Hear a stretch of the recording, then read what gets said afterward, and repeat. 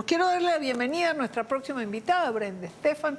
Fue funcionaria de la Embajada de México en los Estados Unidos y es analista internacional. Brenda, bienvenida. Gracias, como siempre, por estar con nosotros. Querida Dania, muy buenas tardes. Siempre un gusto estar en tu programa. Caramba, yo creo que en el mes de febrero hablamos de este tema. Se dio una pausa. La negociación no funcionó, sería por dónde comenzar. ¿Qué pasó con la delegación que estuvo en Estados Unidos? ¿No se negoció apropiadamente o Estados Unidos no aceptó no subir estos aranceles? Así es, pues pareciera que había muchas exigencias por parte de Estados Unidos al gobierno mexicano respecto a que diera resultados en materia de control de fentanilo, materia migratoria, y el gobierno de México aparentemente hizo un esfuerzo importante. Hay el despliegue de 10,000 elementos de la Guardia Nacional, adicionales a los que ya estaban en la frontera norte de nuestro país, para buscar controlar los flujos de drogas y personas. También hay un aumento en las detenciones, particularmente de personas ligadas al crimen organizado en la franja norte del país, y pues incluso la destrucción de laboratorios. Pasamos de tener un gobierno de México que negaba que hubiera laboratorios de fentanilo en México a tener uno que pues en apenas unos días ha destruido más de 60 laboratorios en el estado de Sinaloa, sumado a la entrega de 29 capos de parte del gobierno de México al gobierno de Estados Unidos. Estos capos estaban en cárceles mexicanas, incluían a Caro Quintero, pues un personaje icónico porque fue el principal responsable de la tortura y asesinato de la agente de la DEA Kiki Camarena en 1985, y había sido históricamente pedido por Estados Unidos, pero México no quería. Y no tiene precedentes, es decir, esta extradición de estos 29 capos de la droga. Me imagino que dentro del marco de esta negociación o de procurar que no aumentaran estos aranceles. E incluso ni siquiera se van, Idania, por el proceso de la extradición. Como ese tiene trabas legales y pueden conseguir amparos, etcétera, lo que hace el gobierno es entregarlo. Se brinca todo el proceso judicial y directamente se los entrega al gobierno de Estados Unidos, algo que no había sucedido. En el caso de la presidencia de Felipe Calderón, fueron 14 criminales los que fueron entregados a Estados Unidos. Ahora estamos hablando de 29, pero con mucho más peso, que van desde personas capturadas en 1985 hasta alguien capturado la semana pasada. Entonces, representan pues las 4 décadas de narcotráfico en México. Sin embargo, esto parece no ser suficiente para Donald Trump, que como bien señalas ha dicho que los aranceles van, que no se ha detenido el tráfico de fentanilo y que los aranceles van para adelante. Un tema en donde México se quedó pendiente, digamos, todavía cojo en la respuesta, es que Estados Unidos ha insistido en que hay un manto político, un cobijo político por parte de las autoridades mexicanas al crimen organizado.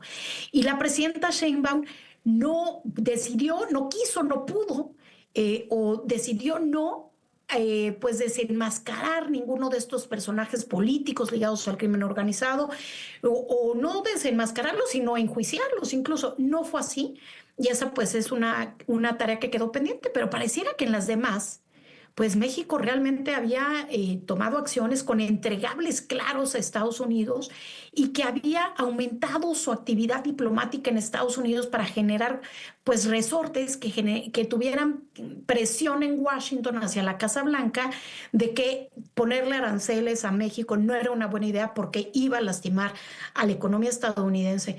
Bueno, finalmente estamos en unas horas de saber en qué modalidad vendrán estos aranceles. Es una lluvia continua de amenazas, no solamente el general del 25% a los productos mexicanos, sino uno específico para el adicional para el acero y el aluminio, otro para vehículos, uno más para productos de cobre y sus derivados. Entonces, vamos a ver qué forma toma la decisión final del gobierno de Donald Trump, pero no hay duda de que pues tendrá un efecto negativo en la competitividad de América del Norte, en la capacidad de relocación de empresas y pues que desde luego México sufrirá, pero también Estados Unidos sufrirá dado el nivel de integración de las economías.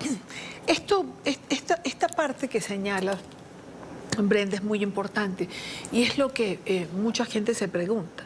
Es decir, no es que México va a sufrir solo y aisladamente, va a sufrir la economía de los Estados Unidos. Va a haber subida de precios. Cuando uno ve lo que importa, por ejemplo, Estados Unidos de autopartes en los vehículos, que ya son bastante costosos en Estados Unidos, indudablemente este renglón, por mencionar alguno, ponerlo como ejemplo, se va a disparar. ¿Qué sentido tiene? Hay que recordar que cuando se lanza la Unión Comercial de América del Norte, el entonces Tratado de Libre Comercio de América del Norte, se hace bajo la lógica estadounidense de que podían aprovechar la mano de obra mexicana, que era menos costosa que la estadounidense, y eso los haría más competitivos en un mundo que estaba empezando a competir por bloques. En aquel momento había mucha preocupación por el tema de Japón, ¿no? Y después, pues surge China y América del Norte se consolida como una zona en donde producimos de manera conjunta y eso nos vuelve más competitivos. ¿Qué pasa cuando Donald Trump impone estos aranceles? El objetivo de él es que algunas empresas que se iban a instalar en México se instalen en Estados Unidos. Bueno, tendrán algunos problemas. De entrada será más caro hacerlo en Estados Unidos si se instalan allá y serán menos competitivos en la escala global. El otro es la mano de obra. Tienen una economía prácticamente pleno empleo. No hay desempleo en Estados Unidos. Está en un 3%. Y con las deportaciones masivas, pues no habrá mano de obra suficiente para esas plantas si es que se llegan a ir.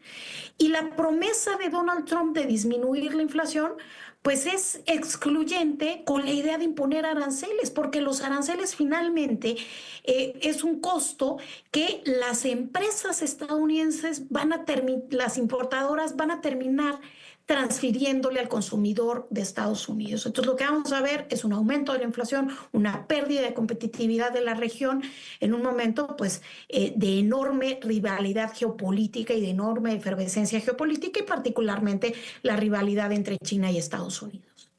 Ahora, Brenda, evidentemente esto va a afectar a Estados Unidos, pero a México muchísimo. Claro. A la presidenta Sheinbaum que estoy de acuerdo, ha intentado y ha cedido en muchísimas cosas. No se puede, es decir, no se puede controlar todo esto de la noche a la mañana o en un solo mes. Creo que la presidenta Sheinbaum tomó varias medidas. El presidente Trump decía hoy, no hay ya margen de negociación. Ella decía, esta mañana hay que tener calma y cordura de todas maneras.